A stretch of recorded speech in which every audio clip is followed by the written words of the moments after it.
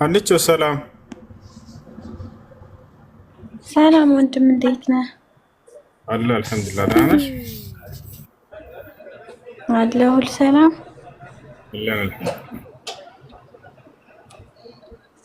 ጥያቄ መጠየቅ ይቻላል? ይቻላል። ማለት እኔ ኦርቶዶክስ ነኝ፣ ግን ልከራከር ምናምን አይደለም። እኔ ጥያቄ ጠይቅህና አንተ ብትመልስልኝ እስልምና ማወቅ ፈልጌ ነበር። ይቻላል ይቻላል። አብሽር።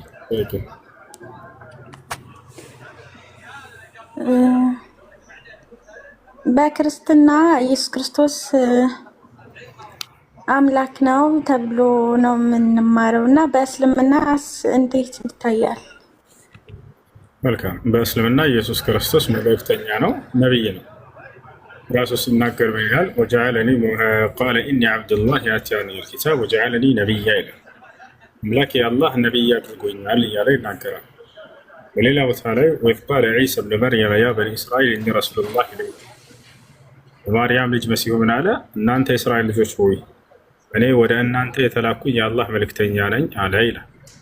አምላካችን አላህ ሱብሓነሁ ወተዓላ ሲናገር ምን ይላል? ስለ መሲሁ መልመሲሑ ብኑ መርየም ኢላ ረሱል፣ የማርያም ልጅ መሲሁ መልእክተኛ እንጂ ሌላ አይደለም እያለ ይናገራል። ይሄ ነው እና ነቢዩላህ ዒሳ ወይንም ኢየሱስ አላህ የመረጠው አላህ የላከው የእርሱ መልእክተኛና ነቢይ ነው። በነቢይነት ጊዜው በርካታ ተአምራቶችን ሰጥቶታል፣ የነቢይነቱ ማረጋገጫ የሆኑለት ዘንድ። ለምሳሌ ሙታንን ማስነሳት፣ ማየት የተሳናቸውን አይናቸውን መፈወስ፣ ድዳ የሆኑ መናገር የማይችሉን አፋቸውን መክፈት፣ ለምጽ ያለባቸውን ለምጻቸውን መፈወስ፣ ሌላም በርካታ ተአምራቶችን አምላክ አላህ ሱብሓነሁ ወተዓላ ሰጥቶታል። እነዚያ ምንድን ናቸው ከተባለ የእውነተኛ መልእክተኛነቱ ማረጋገጫዎች ናቸው። ተአምር ማለት አምላክ ለሚልካቸው ነቢያቶች የነቢይነታቸው እውነተኛነት ማስመስከሪያ የሆነ የሚሰጣቸው ነገር ነው። ቦታቸዋል አይደል? ከአምላክ ዘንድ ነው ያን የሚሰጡት። ይህን ከአምላክ ዘንድ ነው ሲደረግለት የነበረው መሲሁ እንጂ በራሱ አይደለም። ምናልባት መጽሐፍ ቅዱስ ማንበሽ ከሆነ እኔ ከራሴ አንዳች ላደርግ አይቻለኝም እያለ ይናገራል። እነዚያን ተአምራቶች እስከተባለ የሐዋርያት ሥራ ምዕራፍ 2 ቁጥር 22 ላይ አምላክ በኢየሱስ ክርስቶስ በኩል ተአምራትን አደረገለት እያለ ይናገራል። አድራጊው አምላክ ነው። በማን በኩል? በክርስቶስ በኩል። ለምን ከተባለ የእውነተኛ መልእክተኛነቱ ማረጋገጫ የሆነለት ዘንድ ነው። ለምሳሌ አልዓዛርን ሲያስነሳ መጽሐፍ ቅዱስ ላይ ወደ ሰማይ ቀጥ ብሎ ኢየሱስ ክርስቶስ አባት ሆይ ስለሰማኝ አመሰግንሃለሁ፣ ሁልጊዜም እንደምትሰማኝ ያውቃለሁ፣ ይህንም ከዚህ ሁሉ ሕዝብ ፊት የምናገረው አንተ እንደላከኝ ያውቁ ዘንድ ነው አለ። አይሽ ሙታንን ካስነሳ በኋላ አልዓዛርን አንተ እንደላከኝ እንዳውቁ ዘንድ ይሄንን በዚህ ሁሉ ሕዝብ ፊት እመሰክራለሁ እናገራለሁ አለ። ስለዚህ ከአምላክ ዘንድ የተላኩ መልእክተኞች መሆናቸውን ማረጋገጫ ተአምራትን ይሰጣሉ ነቢያቶች። ክርስቶስም ከነዚያ መካከል ነበር። ይህን ይመስላል። እሺ፣ በእስልምና መላእክቶች ይከበራሉ ወይስ አይከበሩም? ማለት ይሰገድላቸዋል ወይስ አይቻልም? ጥሩ ጥያቄ። መላእክቶች በእስልምና አይሰገድላቸውም። በእስልምና ለአንዱ አምላክ ለአላህ ብቻ ነው የሚሰገደው። አላህ በቁርአን ላይ ሲናገር ይላል ፈሰሊ ሊረቢከ ወንሐር፣ ለእኔ ለጌታህ ብቻ ስገድ እያለ ይናገራል። በሌላ ቦታ ላይ ምን ይላል? ቁል ኢነ ሶላቲ ወኑሱኪ ወመሕያየ ወመማቲ ሊላሂ ረቢል ዓለሚን ላ ሸሪከ ለህ ይላል።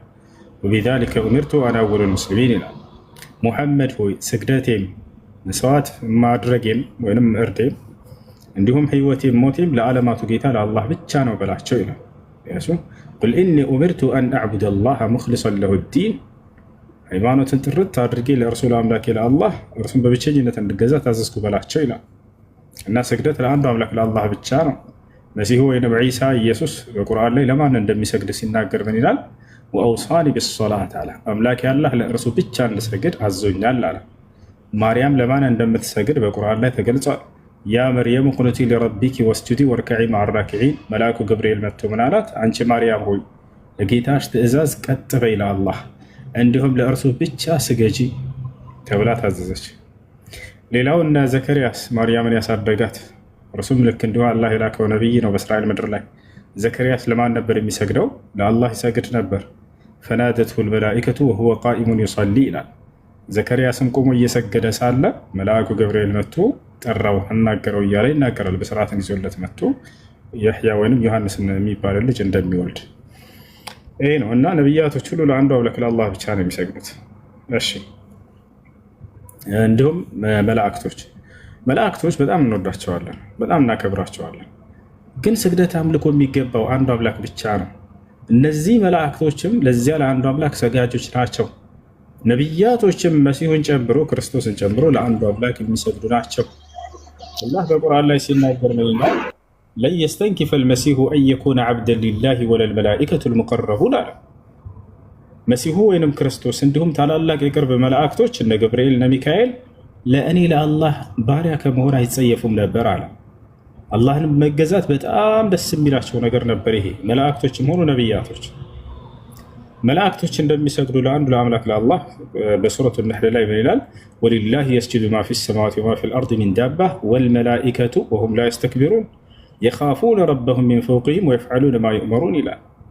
መላእክት በሰማይ በምድር ያለ ሁሉ ለአንዱ አምላክ ለአላህ ይሰግዳል ካለ በኋላ መላእክቶችም ልክ እንዲሁ ለእርሱ ይሰግዳሉ አለ። ለእርሱ ከመስገድም አይኮሩም፣ እንዲሁም ከበላያቸው ያለሁትን አምላካቸውን አላህን እኔን በጣም ይፈሩኛል፣ የማዛቸውንም ሁሉ ይፈጽማሉ አለ። እነዚህ ናቸው መላእክቶች። መልአክ አፈጣጠራቸው ከምንድን ነው ወደሚለው እንምጣ። ትንሽ የተወሰነ ያቸዋል። መላእክቶች የተፈጠሩት ከብርሃን ነው። መላእክቶች ከምንድን ነው የተፈጠሩት? ከብርሃን። ለዚህ ማስረጃ ነቢያችን ሰለላሁ ዐለይሂ ወሰለም ሲናገሩ ምን አሉ? ኸለቀ ላሁ ልመላኢከተ ሚን ኑር አሉ። አላህ መላእክቶችን ከብርሃን ነው የፈጠራቸው አሉ። ሌላው መልአክ ምንድን ናቸው? ክንፋማ ናቸው። ዝቅተኛ 2 ክንፍ ያለው መልአክ አለ። ከፍተኛ 600 ክንፍ ድረስ ያለው መልአክ አለ። አላህ ይህም በሱረት ፋጢር ላይ መጀመሪያው አንቀጽ ላይ ሲናገር ምን ይላል? አልሐምዱሊላሂ ፋጢር ሰማዋት ወልአርድ ጃዒል ልመላኢከቲ ሩሱላን ኡሊ አጅኒሐቲን ይላቸዋል። መስና ወሱላሰ ወሩባዕ። መላእክቶችን የፈጠረ አምላክ አላህ ሱብሓነሁ ወተዓላ ምስጋና ከተናገረ በኋላ ኡሊ አጅኒሐ ብሎ ገለጻቸው። የክንፍ ባለቤቶች ሲሆኑ አለ። 2 ክንፍ ያለው አለ፣ 3 ክንፍ፣ 4 ክንፍ ያለው አለ። የዚዱ ፊል ኸልቂ ማ የሻ፣ በፍጥረቱ ላይ ያሻውንም ይጨምርለታል አለ። የተጨመረላቸው አሉ። እነ ገብርኤል ስንት ክንፍ ነው ያለው? 600 ክንፍ። ነቢዩ ሙሐመድ ሰለላሁ ዐለይሂ ወሰለም መልአኩን ገብርኤልን ፊት ለፊት አይተውታል፣ ገልጸውታል። ሲናገሩ ምን አሉ? ረአይቱ ጅብሪል ወለሁ 600 ጀናሕ አሉ። መልአኩ ገብርኤልን አይቼዋለሁኝ ለእርሱም 600 ክንፎች አሉት አሉ። በጣም ግዙፍ ነው፣ በጣም ግዙፍ ነው። ነቢ ሰለላሁ ዐለይሂ ወሰለም ወደ ሰማይ ቀጥ ብዬ ስመለከት የሰማይን አጽናፍ ሞልቶታል ብለው ተናገሩ። ምንም ክፍተት እንኳን አይታይም። እንዳጠቃላይ ይህ ነው እና መላእክቶች አምላካቸውን አላህን ታዛዥ ናቸው። እርሱን በፍጹም አያምፁትም። ለእርሱ ብቻ ይሰግዳሉ፣ ከእርሱ ውጭ ለማንም አይሰግዱም።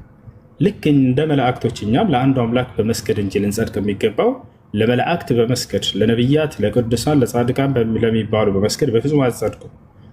ጽድቅ የሚገኘው ለአንድና ብቸኛ ለሆነው አምላክ ስንሰግድ ጊዜ ብቻ ነው። ነቢያቶችም ይሄን ብቻ ነው ያስተማሩት። እሺ ሌላ ጥያቄ ያለሽ? ኦኬ። በእኛ በክርስትና እምነት ኢየሱስ ክርስቶስ ተሰቅሎ እንደዳነን ያስተምራል እና በእስልምናስ እንዴት ይታያል? መሰቀሉን በእናንተ ያስተምራል ወይስ?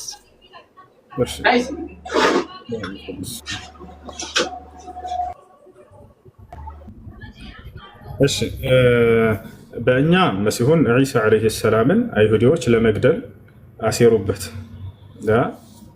አሴሩበት። አምላካችን አላህ ሱብሓነሁ ወተዓላ ተንኮላቸውንና ሴራውን አከሸፈባቸው። እነዚያ ወንበዴዎች አሳልፎ አልሰጠውም። በፍጹም ይወደዋል፣ ያከብረዋል።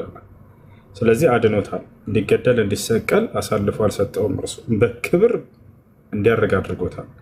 ዳግም በክብር በመላእክት ታጅቦ ወደ ምድር ይወርዳል ብለው ነብዩ ሰለላሁ ዐለይሂ ወሰለም በትንቢት ተናግረዋል።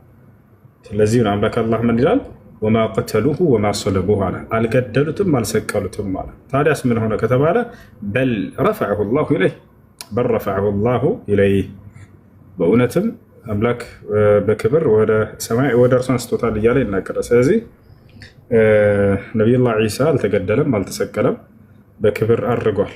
መላእክቶች ወስደውታል። አምላክ አላህ ሱብሓነሁ ወተዓላ አዟቸው ኢነሁ ጅብሪል ዓለይሂ ሰላም፣ በጅብሪል ዓለይሂ ሰላም ወይንም በመንፈስ ቅዱስም አጽንቶታል። አምላክ አላህ ሱብሓነሁ ወተዓላ ኢዝ አየቱከ ቢሩሒል ቁዱስ ይለዋል። አንተ የማርያም ልጅ ሆይ በመንፈስ ቅዱስም ባጸናሁህ ጊዜ ይለዋል። አያቸው። ስለዚህ ነቢዩላህ ዒሳ ዓለይሂ ሰላም ለእነዚያ ለጠላቶቹ አምላክ አላህ ስብሐነ ወተዓላ አሳልፎ አልሰጠውም። እንዲገደል እንዲሰቀል አላደረገውም። በክብር ወስዶታል። በክብር ዳግም ወደ ምድር ይመልሰዋል። የዘመኑ ፍጻሜ ከመድረሱ በፊት የማርያም ልጅ መሲሁ በመካከላችሁ ይወርዳል አሉ ነብዩ ሰለላሁ ዐለይሂ ወሰለም። በሚወርድም ጊዜ በመላእክት ታጅቦ ነው የሚወርደው ብለው ተናግረዋል። ከዚያ ምድር ላይ የሚቆየውን ቆይታ ይቆያል። ከዚያ በኋላ እንደ ማንኛውም ሰው የዛኔ ይሞታል። በሚወርድ ጊዜ ግን የሚያደርጋቸው ድርጊቶች አሉ። አንደኛ ከሚያደርጋቸው ድርጊቶች መካከል ሐሰተኛውን መሲሁ ደጃልን ይገድለዋል። ያ ሐሰተኛው መሲህ ምንድን ነው ከተባለ አይሁዲዎች እስከ ዘመኑ ፍጻሜ ድረስ መሲሁ ይመጣልናል ብለው ክርስቶስ ይመጣል ብለው ይጠብቃሉ።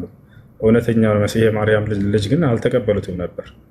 ስለዚህ የዛኔ በሚቀበሉ ጊዜ እሱን ያንን ሐሰተኛውን አምላካችን አላህ ሱብሓነሁ ወተዓላ በዚያን ጊዜ እውነተኛውን መሲህ ከሰማይ ያወርደዋል። ያንን ሐሰተኛውን መሲህ ያጠፋዋል፣ ይገለዋል። ያ ነው አንደኛ ይሄ ነው። ሁለተኛ በእርሱ ላይ የተዋሸውን ትልቅ ውሸት እሱ ምንድን ነው? ተገድሏል፣ ተሰቅሏል በጠላቶቹ ብለው ሲወራበት የነበረውን ሐሰት እንደሆነ መጥቶ ይናገራል። አልገደሉኝም፣ አልሰቀሉኝም በክብር አድርጌ ነበር ብለው እውነቱን ይነግራቸዋል ሰዎች። የዛኔም በእርሱ ዘመን የሚኖሩ ሰዎች ሁሉ ያምናሉ፣ እውነቱን ይቀበላሉ። አላህ ይህም በቁርአን ላይ ይናገራል። በሱረቱ ኒሳ ላይ ወኢን ሚን አህሊል ኪታቢ ኢላ ለዩእሚነነ ቢሂ ቀብለ መውቲሃ ወየውመል ቂያመት የኩኑ ዐለይሂም ሸሂዳ ይላል።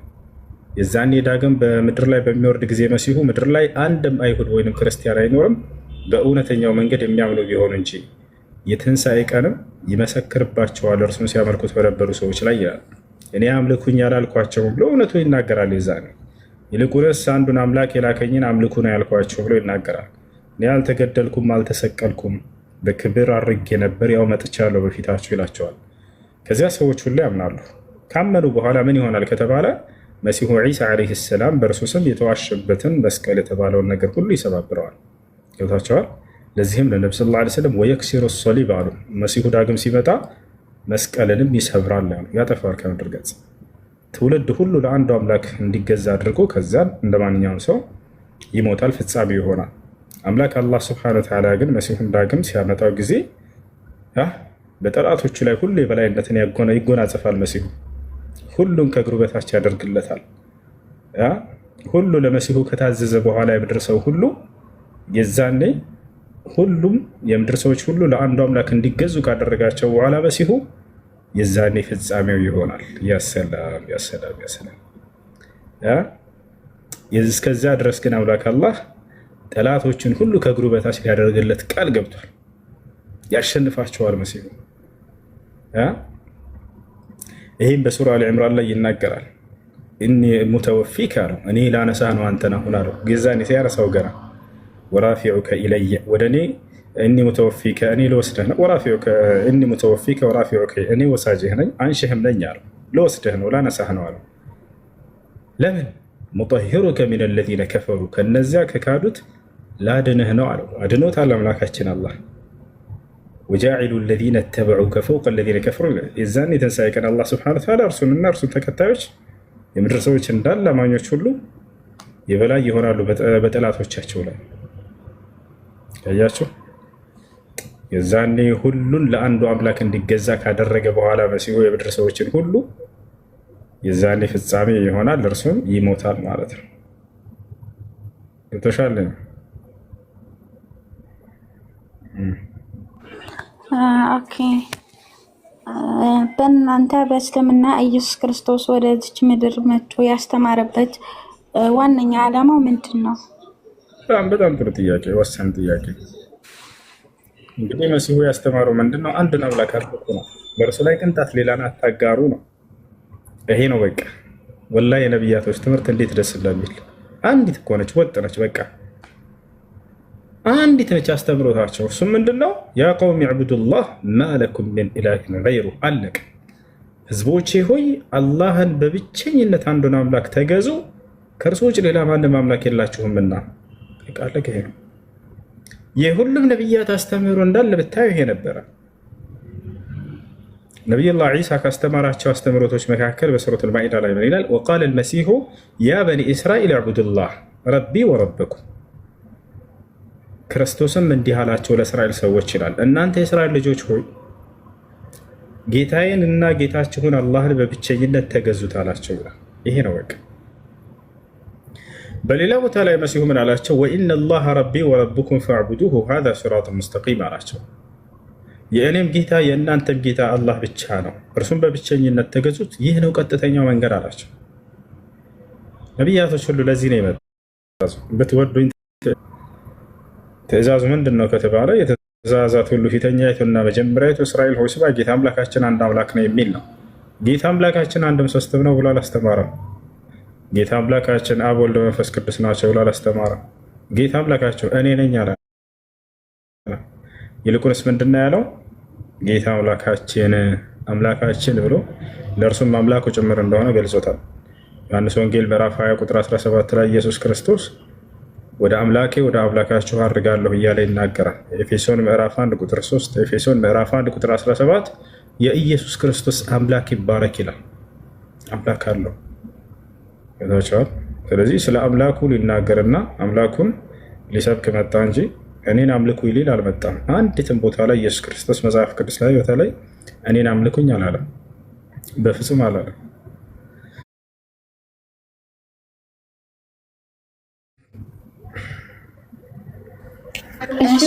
እናንተ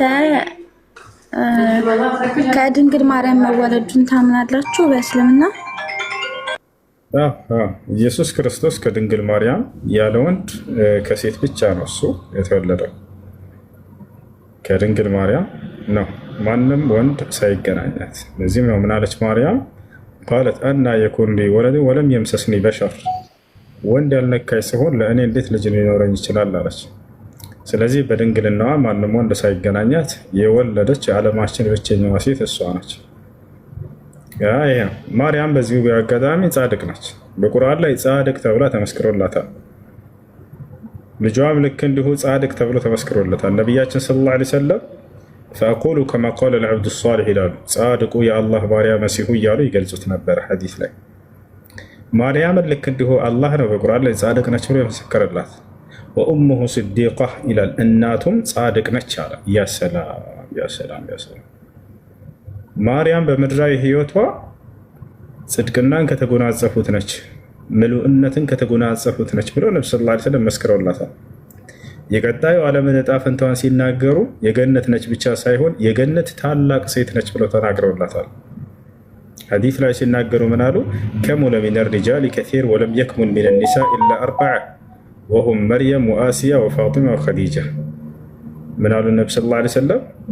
ከወንዶች ምልኡነትን የተጎናጸፉ በርካቶች አሉ፣ ከሴቶችም እንደዚያው። ከነዚያ መካከል አንዷ ማርያም ነች አሉ። በቀጣዩ ዓለም ያለውን ዕጣ ፈንታዋን ሲናገሩ ምን አሉ? አፍضل ኒሳ አህሊል ጀና አርበዐ ወሁም መርየም ወአሲያ ወፋጢማ ወኸዲጃ። የገነት ታላቅ ሴቶች 4 ናቸው አሉ። ከነዚያ መካከል አንዷ ማነች? ማርያም ነች ብለው ተናገሩ። ስለዚህ ማርያም ጻድቅ ነች። ልጇም ልክ እንዲሁ ክርስቶስ ነቢዩላህ ዒሳ እርሱም ጻድቅ ነው። ምርጥ የአላህ ስብሐነ ወተዓላ ነቢይ ነው። ይህን ይመስላል። ሌላ ጥያቄ አለሽ?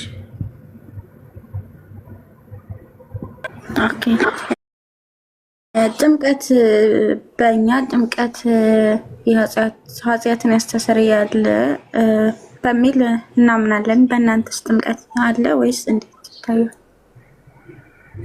ጥምቀት የሚባለውን ነገር ነቢያቶች አላስተማሩም፣ አያውቁትም። ነቢያቶች በፍጹም ይህን ነገር አላስተማሩም። ከኃጢአት የሚዳነው እንዴት ነው ከተባለ ሰዎች ወደ አምላክ ያዘዛቸውን ትእዛዛት ሲፈጽሙና የከለከላቸውን ነገር ሲርቁ ጊዜ ነው። ጽድቅን የሚያደርግ ሁሉ ኃጢአቱ ይማርለታል። ይሄ ነው እንጂ ውሃ በመረጨት አይደለም። በፍጹም አንዱን አምላክ በብቸኝነት በማምለክ ነው። ነቢያቶች የሚያስተማሩት እሱን ነው። መምህር ሆይ መንግስተ ሰማያትን መግባት ፈልጋለሁ፣ ምን እንዳደርግ ትመክረኛለህ ሲለው ትእዛዛትን ጠብቃለሁ። የትእዛዛት ሁሉ ፊተኛይቱና መጀመሪያይቱ እስራኤል ሆይ ስማ ጌታ አምላካችን አንድ አምላክ ነው እና ለኃጢአት ስርየት ምንድን ነው ታዲያ ከተባለ በእስልምና አንደኛ ሰውየው በአንዱ በአላህ በአምላኩ ማመን አለበት። በእርሱ ላይ ቅንጣት ሌላን አካል ሊያመልክና ሊገዛ አይገባም። ይሄ አስልና መሰረት ነው ለአንድ አማኝ። ከዚያ መቀጠል ኃጢአትን ባደረገ ጊዜ እንዴት ነው ለኃጢአቱ ስርየትን የሚያገኘው ከተባለ ንስሐ የሚባል ነገር ነው። ተውበት፣ ወደ አላህ መመለስ ከዛ ከሰራው ኃጢአት። አምላካችን አላህ ምን ይላል? ወኢኒ ለገፋሩ ሊመን ታበ ይላል። ወደ እኔ ንስሐ ላደረገ እኔ ኃጢአቱን እምርለታለሁኝ አለ። በሌላ ቦታ ላይ ምን ይላል? ፈመን ታበ ሚን ባዕድ ዙልሚሂ ወአስለሐ ፈኢነላህ የቱቡ ዐለይህ ኢነላህ ገፉር ረሒም ይላል። በኃጢአት ነፍሱን ከበደለ በኋላ ራሱን ያስተካከለ ወደ እኔ ንስሐ ያደረገ እኔ ንስሐውን እቀበለዋለሁም እኔ መሐሪና አዛኝ ሆንኩኝ አምላክ ነኝና ይላል። ነቢያችን ሰለላሁ ዐለይሂ ወሰለም መን ታበ ታበ አላሁ ዐለይህ አሉ። ወደ አላህ ንስሐ ያደረገ አላህ ንስሐውን ይቀበለዋል ይምርለታል አሉ። ይህን ይመስላል። እሺ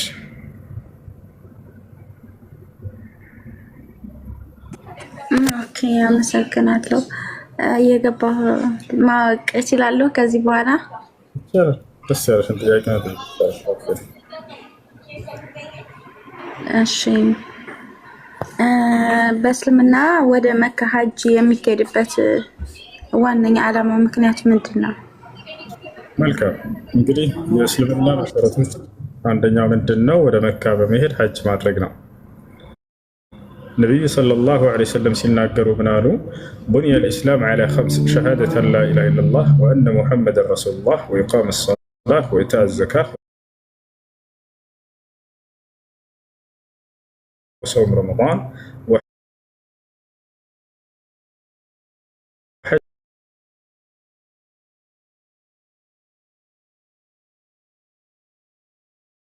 ብቸኝነት መገዛት ነው አሉ። ከዚያም ከእርሱ ጋር አብሮ ምን አለ? የእርሳቸውን ነብይነት መመስከር። በየዘመናቱ አምላክ አላህ ይህንን ለነብያቶች ሁሉ ያዝ ነበር። በአንዱ በአላህ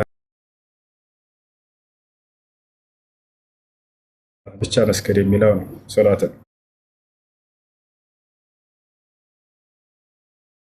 ሌላኛው ምንድን ነው? በአመት አንድ ወር ረመዳን የተባለውን መጾም። ከሱ በፊት ዘካ የሚባል አለ፣ ምጽዋት መስጠት ለድሃዎች። አምስተኛና መጨረሻ ያለው ምንድን ነው? ወደ መካ በመሄድ ሐጅ ማድረግ ነው። ይሄን የሚያደርገው ማን ነው? የቻለ ሰው ነው። ያልቻለ ሰውስ ግዴታ የለበትም። ካልቻለ ሰውየው። እሺ ሐጅ አመጣጡ እንዴት ነው ከተባለ እነዚህ አሁን የነገርኳቸው አምስቱ የእስልምና መሰረቶች የቀደሙት ነብያት ሁሉ ያደርጓቸው የነበሩ ናቸው።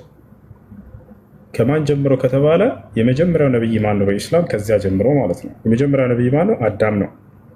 ነቢዩ ሙሐመድ ሰለላሁ ዐለይሂ ወሰለም ሲጠየቁ ሀል ካነ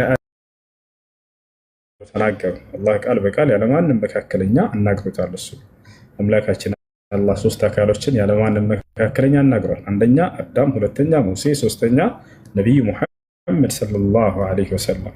ይሄ ነው። እሺ እና ከዚያ ጀምሮ ሐጅ ይደረግ ነበር። መጀመሪያ ላይ እዚህ ምድር ላይ የተሰራው ቤተ አምልኮ ያ መካ ላይ በመሄድ ሐጅ የሚደረግበት ቦታ ነው። አምላካችን አላህ ሱብሓነሁ ወተዓላ ሲናገር ምን ይላል? ኢነ አወለ በይትን ውዲዐ ሊናስ ለለዚ ቢበከተ ሙባረከን ወሁደን ሊልዓለሚን ፊህ አያቱን በይናቱን መቃሙ ኢብራሂም ወመን ደኸለሁ ካነ አሚና ወሊላሂ ዐለ ናሲ ሒጁል በይቲ መን ኢስተጣዐ ኢለይሂ ሰቢላ እያለ ይናገራል። ኢነ አወለ በይትን ውዲዐ ሊናስ ለሰዎች ምድር ላይ የተሰራው ቤተ አምልኮ ለመጀመሪያ ልብ በሉ፣ ለመጀመሪያ ምድር ላይ ለሰው የተሰራው ቤተ አምልኮ መጀመሪያ የተሰራው እሱ ነው ማለት ነው። አያቸው አይደለ? ለሰው ሲል ጊዜ የመጀመሪያው ሰው ማን ነው? አዳም ነው። ምድር ላይ ለመጀመሪያ የተሰራው ቤተ አምልኮ ለለዚ ቢበካ ያ መካ ላይ የሚገኘው ነው አለ። አያችሁ? ስለዚህ መጀመሪያ የተሰራው እሱ ነው። ስለዚህ ከአዳም ጀምሮ ነበር ማለት ነው። በዛቸው ያለ ነው። ከዚያ በኋላ ኢብራሂም ወይንም አብርሃምና ልጁ አድሰውታል። ይህም በቁርአን ላይ ይነግረናል። አላህ ወዐሂድና ኢላ ኢብራሂመ ወኢስማዒል አን ጠሂራ በይትየ ሊጣኢፊነ ወልዓኪፊነ ወሩክዕ ስጁድ ይላል። ወደ አብርሃምና ወደ ልጁ ወደ ኢስማዒልም ካዕባን ሄዳችሁ አጽዱ ስሩ በሚል ቃል ኪዳን ያስኩባቸው ይላል።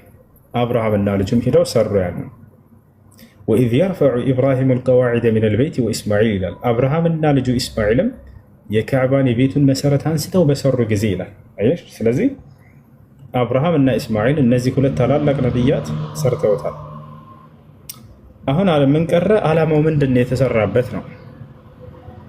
ስለዚህ ካዕባ በአምላክ ትእዛዝ በሁለት ታላላቅ ነቢያት የተሰራ የሆነ ቤተ አምልኮ ነው። ታችኋል። ምንድን ነው ዓላማው ከተባለ ሁለት ነው። አንደኛ የሶላት አቅጣጫ ይሆን ዘንድ ነው። ለዚህም ነው ሊጣኢፊና ወልቃኢሚን ይላል። ቆመው ለሚሰግዱ ሰዎች አቅጣጫ የሆናቸው ዘንድ ይላል። አምላክ በሰማይ ላይ ለመላእክቶች ያወጣው ህግ አለ። ያን ህግ በምድር ላይ አዝዘው ምንድን ነው ከተባለ በሰማይ ላሉ መላእክቶች ያወጣላቸው ህግ ወደ ተዘበራረቀ ቦታ እንዳይሰግዱ ወደ አንድ አቅጣጫ ዙረው እንዲሰግዱ፣ ልክ እንደ ካዕባ ለነሱም በሰባተኛው ሰማይ ላይ ቤተ አምልኮ አላቸው። እዛ ማን ይባላል? ስሙ በይተል ማዕሙር ይባላል። አያቸው አይደል? ነቢዩ ሰለላሁ ዐለይሂ ወሰለም አይተውታል። اطلعت في السماء السابعة فرأيت إبراهيم عليه السلام مسندا ظهره على بيت المعمور وبيت المعمور مسجد للملائكة يدخل فيه كل يوم 70,000 ملك من دخل فيه مرة لن يعود إليه إلى يوم القيامة. ነቢዩ ሰለላሁ ዐለይሂ ወሰለም ምን አሉ? ወደ ሰባቱ ሰማይ አረግኩኝ አሉ። እሺ ጥያቄ የምትጠይቁ ልጆች ልጨርስና በኋላ ትጠይቃላችሁ። እና ጅብሪል ዐለይሂ ሰላም እንዴት ነው አላህ የሚያናግረው? በኋላ መልስልሃለሁ። አንዴ ልጨርስ። ነቢዩ ሙሐመድ ሰለላሁ ዐለይሂ ወሰለም ምን አሉ? ሰባቱን ሰማያት አረግኩኝ አሉ፣ እስከ ሰባቱ ሰማይ። በዚያም ላይ በይተል ማዕሙርን አየሁት አሉ። በይተል ማዕሙር የመላእክቶች መስጂድ እንደሆነ ተናገሩና በእርሱ ውስጥ በቀን 70,000 መላእክቶች እየሄዱ ይሰግዳሉ አሉ። 70,000 መላእክቶች እዛ ቦታ ላይ ማለት ነው። ሌላው ሰባቱም ሰማይ ላይ ያሉ መላእክቶች ወደዛ አቅጣጫ ዞረው ይሰግዳሉ። ቂብላቸው ምንድን ነው ከተባለ በይተል ማዕሙር ነው። ታቸዋል 70,000 መላእክቶች እነዛ የሰገዱት እስከ ዘመኑ ፍጻሜ ድረስ ድጋሚ ተራ አይደርሳቸውም እዛ አሉ። ሌላ እየተተኩ እየሰገዱ ማለት ነው። እና መላእክቶች ከኛ በጣም ብዙ ናቸው የሚለውን ከዚህ እንረዳለን። በጣም ብዙ ናቸው። እኛ ያለንባት ምድር እች ነች። 7 ሰማይ ያለ ከበላያችን በእያንዳንዱ ሰማይ ላይ መላእክት ነው የሞላው። ነቢ ሰለላሁ ዐለይሂ ወሰለም መላእክቶች ምን እንደሚሰሩ በሰማይ ላይ ሲነግሩን ሂደው ነበር። 7ቱን ሰማያት አቆራርጠው አድርገው ነበር። ዛኔ ሲናገሩ ምድር ላይ ምን አሉ? አጠት ሰማ ወሑቀ ለሃ አን ተአጥ ማ ፊሃ መውዱዕ ሽብርን ኢላ ወመለኩን ሳጅዱን አው ራኪዑን ሊረቢህ ሱብሓነሁ ወተዓላ አሉ። ሰማይ ስትጥጥ አለች ልትልም ይገባታል አሉ። በሰማይ ላይ አንዲት ስንዝር ክፍተት ቦታ የለችም መልአክ ለአላህ እየሰገደባት ሩኩዕ እያደረገባት ቢሆን እንጂ አሉ። በጣም ሰጋጅ ናቸው መላእክቶች። ስራቸው እሱ ነው። ቤቷቸዋል መላእኮች አይበሉም አይጠጡም። አሁን ይሞታሉ ይላ እንደኛ አሁን የሚሞቱ አይደሉም። የዘመኑ ፍጻሜ ድረስ ጊዜ ነው። የዛኔ ፍጥረት ሁሉ ያልቃል ስላለ አላህ ሱብሓነሁ ወተዓላ የዛኔ በሰማይ በምድር ያለ ይጠፋል። የዛኔ ነው እንጂ አሁን በሰማይ ላይ እየሞቱ አይደለም። እንደኛ ስራቸው ምንድን ነው ከተባለ ቀንም ሌትም አላህን መገዛት ነው። ይህ ስሜታዊ ነገር ምናምን አያውቁም። መብላት መጠጣት ላ እንዳይበሉ እንዳይጠጡ አድርጎ ፍጥሮችን መፍጠር ይችላል አምላካችን አላህ። ሁሌ ጽድቅን ነው የሚያደርጉት፣ ኃጢአትን አያደርጉም። አላህ ሲናገር ላ ያዕሱን አላህ ይላል። እኔን አምላካቸውን አላህን አያምፁኝም አለ። አያችሁ ዩሰቢሑነ ሌይለ ወነሃር ላ የፍቱሩን አለ። ቀንም ሌትም እኔን አላህን ይገዛሉ አያርፉም አለ። አንድ እስኪ ጋደም ልበልተኛ ምናምን አይልም መልአክ። እድሜ ልካቸውን ለአላህ እየሰገዱ ይኖራሉ። አስባችሁታል? የሰላም በዚያው ላይ በጣም ደስተኛ ናቸው። እና ይህ ነው ታዲያ የምድርን ሰዎችም ብፈልግ እንደነዛ አደርጋቸው ነበር ብሎ አላህ በቁርአን ላይ ይናገራል። ወለው ሺዕና ለአተይና ኩለ ነፍሲን ሁዳሃ ይላል። እኔ ብፈልግ ኖሮ የምድርን ሰው ቅኑን መንገድ ሰጠው ነበር፣ ሁሉንም ለእኔ እንዲገዛ አድርገው ነበር ከፈለግኩ ይላል። ግን ነፃ ምርጫ ፍቃድ ሰጥቼ ፈጠርኳቸው እያለ ይናገራል። ያቸው ወለው ሻአ ረቡከ ለጀዐለ ናሰ ኡመተ ዋሂዳ፣ እኔ ጌታ ብፈልግ ኖሮ ሙሐመድ ሰዎችን ሁሉ በአንድ መንገድ ላይ በቅኑ መንገድ ላይ አድርጋቸው ነበር እያለ ይናገራል። ቢፈልግ ኖሮ ማድረግ ይችላል ወይ? አዎ በደንብ አድርጎ ያደርገናል። ቅኑ ልክ መላእክቶችን እንዳደረገው ማለት ነው።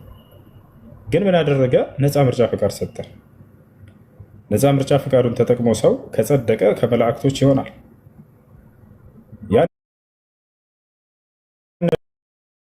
ሱብሓነሁ ወተዓላ ለአምለአነ ጀሃነመ ሚንከ ወሚመን ተቢዐከ አለው።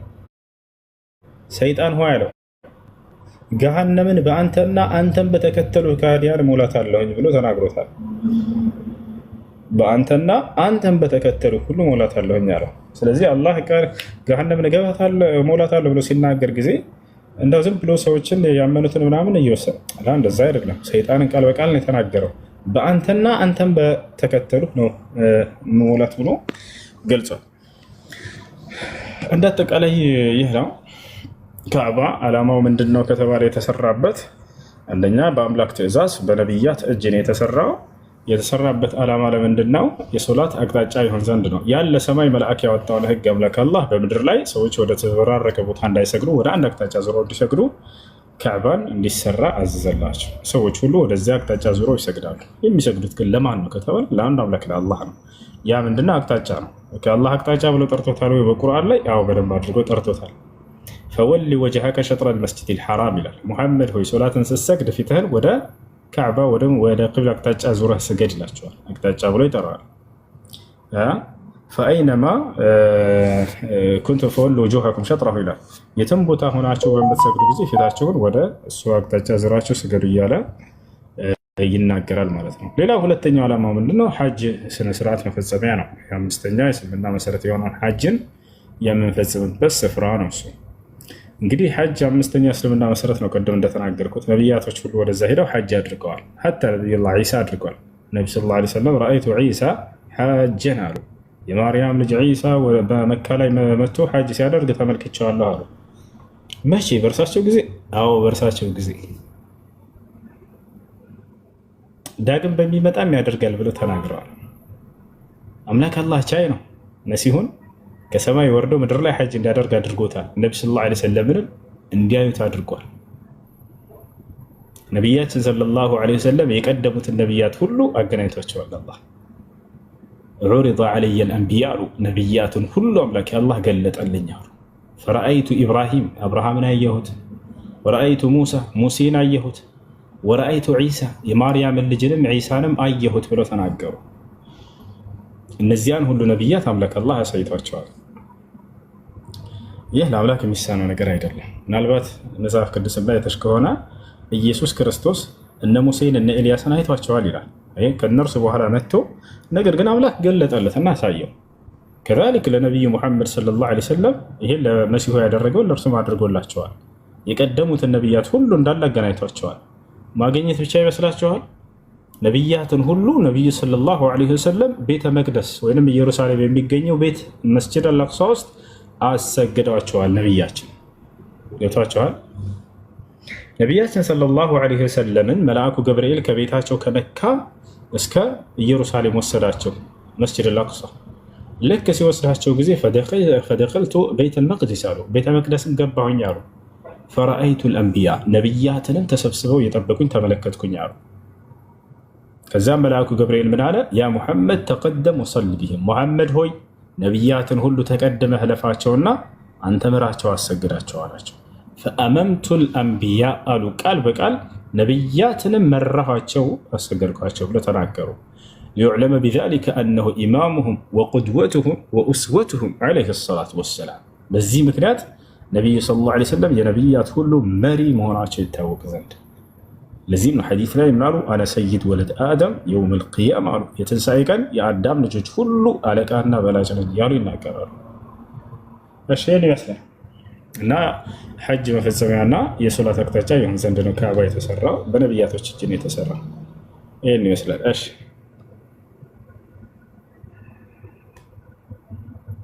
ሌላ ጥያቄ አለሽ?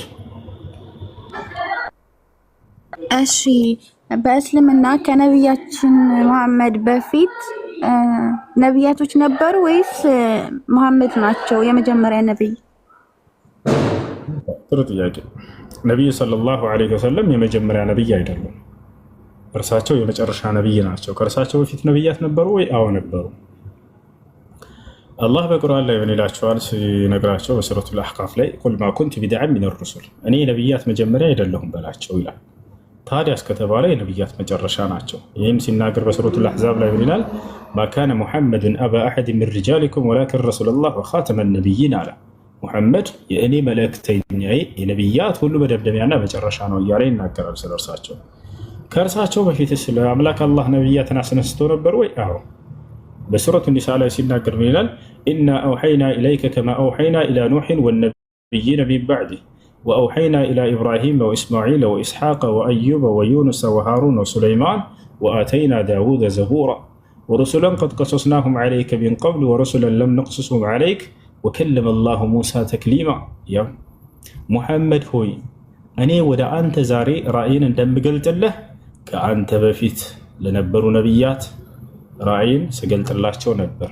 ወደ ኖህ ራእይን ገለጥኩለት፣ ወደ አብርሃም፣ ወደ ኢስማኤል፣ ወደ ያዕቁብ፣ ወደነ ኢስሐቅ፣ ወደነ ሙሴ፣ ወደነ አዩብ ወይንም ኢዮብ፣ ወደነ መሲሁ፣ ወደነ ዳዊት፣ ወደነ ሰለሞን እያለ ይናገራል። እነዚህን የቀደሙት ነብያት ሁሉ ያስነሳና የላከ አምላክ ነው። ዛሬም እርሳቸውን በመጨረሻው ዘመን ላይ የላካቸው ያውታቸዋል።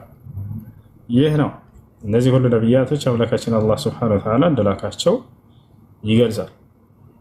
በሌላ ቦታ ላይ ይላል ቁሉ አመና ቢላሂ ወማ ኡንዚለ ኢለይና ወማ ኡንዚለ ኢላ ኢብራሂም ወኢስማዒል ወኢስሐቅ ወያዕቁብ ወልአስባጥ ወማ ኡቲየ ሙሳ ወዒሳ ወማ ኡቲየ ነቢዩነ ሚን ረቢሂም ላ ኑፈሪቁ በይነ አሐድ ሚንሁም ወነሕኑ ለሁ ሙስሊሙን ይላል።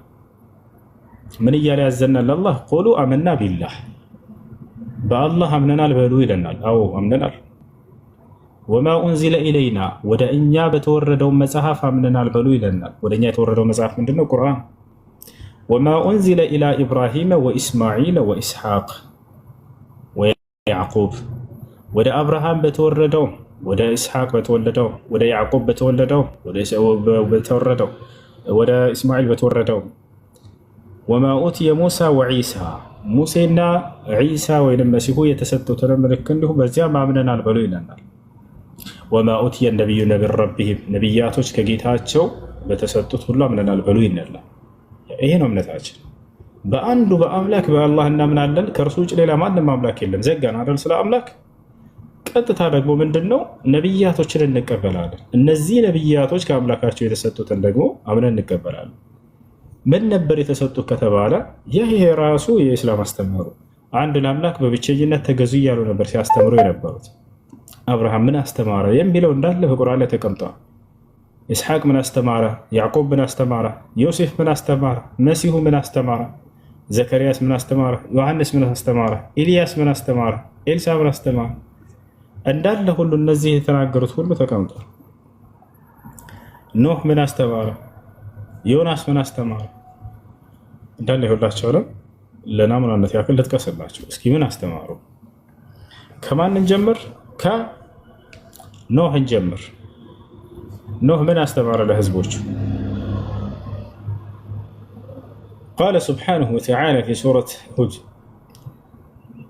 ወለቀድ አርሰልና ኑሐን ኢላ ቀውሚሂ ፈቃለ ያ ቀውም ዕቡዱ ላህ ማ ለኩም ምን ኢላሂን ገይሩሁ አፈላ ተተቁን ይላል። አምላካችን አላህ ምን አለ? ኖህን በእርግጥ ልኬዋለሁኝ አለ። ወዴት? ወደ ህዝቦቹ። ምን አላቸው? ምን አስተማራቸው ከተባለ ያ ቀውም ዕቡዱላህ ህዝቦቼ ሆይ አላህን በብቸኝነት ተገዙ፣ ማለኩም ሚን ኢላሂን ገይሩህ ከእርሱ ውጭ ሌላ ማንም አምላክ የላችሁም አላቸው። አያችሁ አይደል? ስለ አንዱ አምላክ ሊሰብኩ ነው ነቢያት የመጡት።